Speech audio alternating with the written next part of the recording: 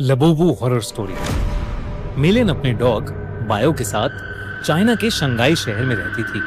वैसे तो वो चाइना के एक छोटे से गांव से थी, पर अपने फादर की डेथ होने के बाद वो अपनी माँ और बहन के लिए पैसे कमाने शंघाई शिफ्ट हुई थी। मिलिन की पर्सनालिटी बहुत ही स्वीट सी थी और वो एक टॉय शॉप में काम करती थी।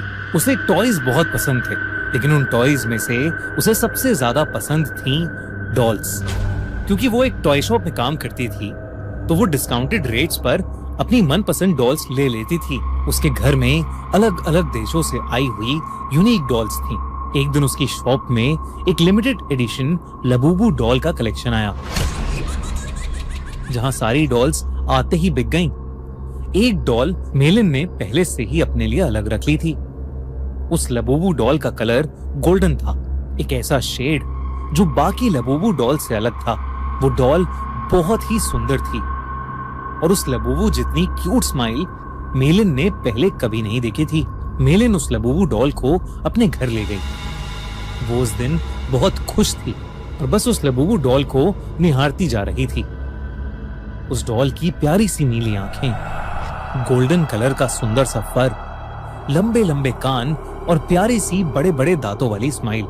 मेलिन ने उस लबूबू को जोर से गले लगाया, उसकी ढेर सारी फोटोज खींची और अपने डॉग बाओ को उसकी डॉल फैमिली के नए मेंबर से इंट्रोड्यूस कराया।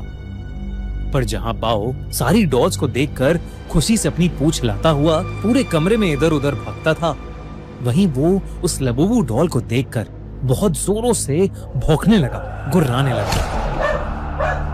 मेलिन को ये बात थोड़ी अजीब लगी, पर उसने सोचा कि बाओ शायद डर रहा होगा, तो उसने डॉल को अपनी शेल्फ पर रखा और सोने चली गई।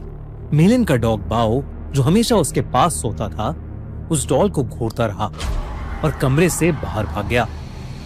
अगली सुबह ऑफिस जाने से पहले बाओ लबूबू को देखकर जोर से भौंक रहा था। जैसे ही मेलिन घर से निकलने वाली थी, बाओ ने उसकी जीन्स पकड़ ली और उसे खींचकर उसके शेल्फ के पास ले जाने लगा। मेलिन ने बाओ को डांटा, लेकिन वो सुन ही नहीं रहा था। मेलिन ने गुस्से में बाओ को बाथरूम में बंद कर दिया और शॉप के लिए निकल गई। उस दिन उसका अपने टॉय स्टोर में सबसे खराब दिन गुजरा। हमेशा सबसे प्यार से बात करने वाली मेलिन अपने कस्टमर से लड़ पड़ी और उसे पता नहीं उस पर इतना गुस्सा आ गया कि वो उसके ऊपर चिल्ला दी। उसके बॉस ने उसी वक्त मेलिन को बहुत डांटा और उसे काम से निकाल दिया। मेलिन को कुछ समझ नहीं आया कि उसे अचानक इतना गुस्सा कैसे आ गया। वो रोते रोते वापस घर गई। उसने अपने बाथरूम का दरवाजा खोला। This is a true story. One night, 17 kids walked outside, and they never came back. Matthew, where are you? A lot of people die in this story, in a lot of really weird ways. This is where the story really starts. और तभी बाओ जोर से भौंकने लगा, लेकिन रोती हुई मेलिन का चेहरा देखकर वो शांत हो गया और उसकी भी आंखों में आंसू आ गए। मेलिन उस रात जल्दी सो गई थी। सोते हुए उसे किसी की हंसी सुनाई दी, एक अजीब सी हंसी जो उसने कभी नहीं सुनी थी। तभी उसने देखा कि उसके कमरे के कोने में कोई खड़ा हुआ उसे घूर रहा है। अंधेरे की वजह से वो उसे ठीक से देख नहीं पा रही थी। उसने बिस्तर से उठकर देखा तो वहां कोई नहीं था, बस वहां वो लबूबू डॉल पड़ी थी, जिसे मेलिन ने वापस शेल्फ पर रख दिया और फिर से सोने चली गई। उस रात मेलिन को एक सपना आया जिसमें वो अपने कमरे में थी और वहां एक बहुत ही अजीब सा दिखने वाला जानवर जैसा कुछ था, जिसके बड़े बड़े नुकीले दांत थे, भयानक लंबे और दांतों से भी ज्यादा नुकीले नाखून थे, और उसका पूरा शरीर लाल रंग का था। वो जगह जगह से सड़ रहा था। धीरे धीरे वो मेलिन के पास आ गया और उसका गला घोटने के लिए आगे बढ़ा।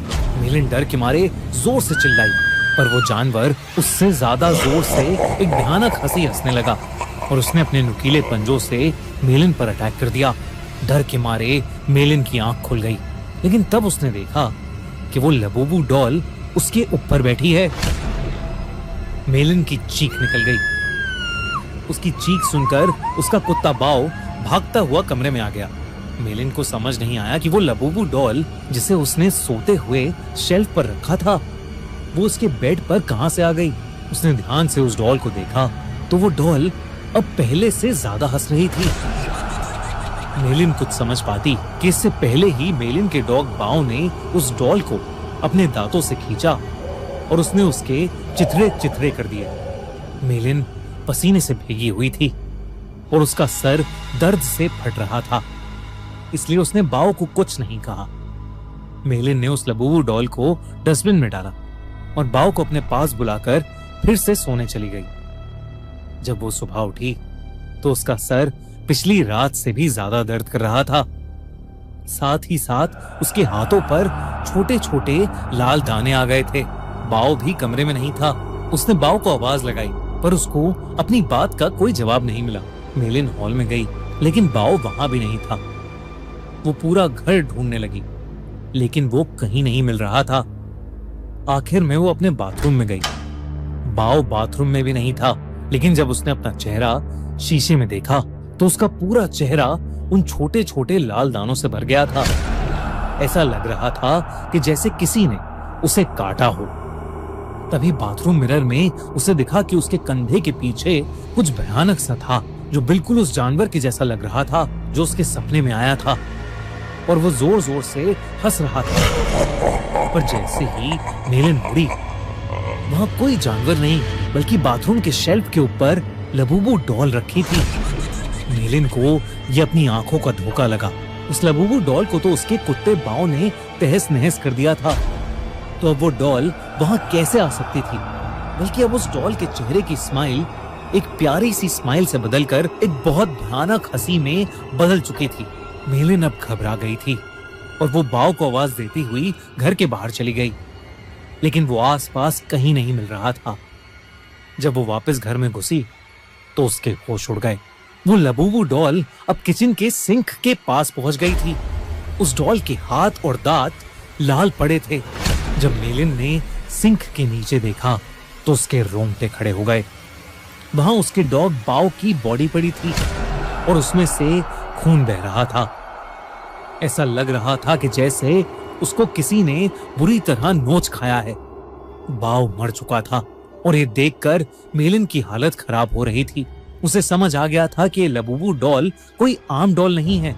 उसने इंटरनेट पर लबूबू डॉल से जुड़ी इंफॉर्मेशन सर्च करनी शुरू कर दी। इंटरनेट पर उसने न्यूज पढ़ी तो कई लोगों को उनकी लबूबू डॉल्स हॉन्ट कर रही थी। पूरी दुनिया भर में लबूबू डॉल्स के हॉन्टेड होने के ऐसे कई केसेस सामने आ चुके थे। लबूबू डॉल लोगों को बाइट कर रही थी और उनके साथ बुरी बुरी चीजें घट रही थीं, जैसे उनकी जॉब चले जाना, उनका बीमार हो जाना या उनके किसी करीबी की मौत। ये सब न्यूज पढ़कर मेलिन और ज्यादा डर गई थी। उसे समझ आ गया था कि उसकी लबूबू डॉल हॉन्टेड है। उसने देरी न करते हुए डॉल में आग लगा दी और उसकी राख को एक जार में डालकर पास की नदी में बहा दिया। उस रात ये सारा किस्सा उसने अपनी छोटी बहन को फोन पर बताया। मेलिन को लगा कि शायद अब उस लबूबू डॉल से उसे छुटकारा मिल गया है, लेकिन अगली सुबह मेलिन के घर से उसकी डेड बॉडी मिली और उसकी बॉडी के पास वही लबूबू डॉल पड़ी थी, जिसे उसकी टॉय स्टोर में काम करने वाली एक फ्रेंड अपने साथ ले गई। आजकल कुछ लोग इंटरनेट पर यह भी कह रहे हैं कि लबूबू डॉल एक बहुत ही खतरनाक और एक इविल डीमन पज़ुज़ू का दूसरा रूप है। कई कंट्रीज में इन्हीं इंसिडेंट्स के चलते लबूबू को बैन कर दिया गया है, तो कई जगह लबूबू पर प्रीस्ट ने एग्जॉर्सिज्म भी किए हैं। दोस्तों, आपको क्या लगता है, क्या लबूबू डॉल सच में कर्स्ड है? क्या उसमें सच में एक डीमन है या